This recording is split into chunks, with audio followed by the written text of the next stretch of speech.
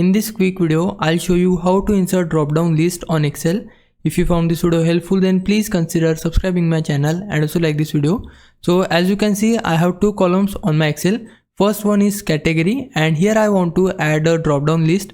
So to add drop-down list for this box, we just need to go to data panel. So for that, we just need to tap on data from top and then click on data validation from here. Once you tap on it, click on data validation, and here it will open this pop-up. From here we need to change our option to list. As you can see, I have selected list from here, and the next thing we need to do is to add our source. For that, I'll just simply click here and then go to your source. So my source is on my sheet 2. So this is the thing which I want to add in my drop down list.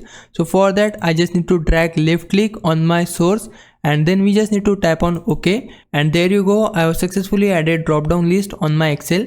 Now if I was a big help, can you please subscribe my channel? If you do, I would really appreciate it. For now, thanks for watching.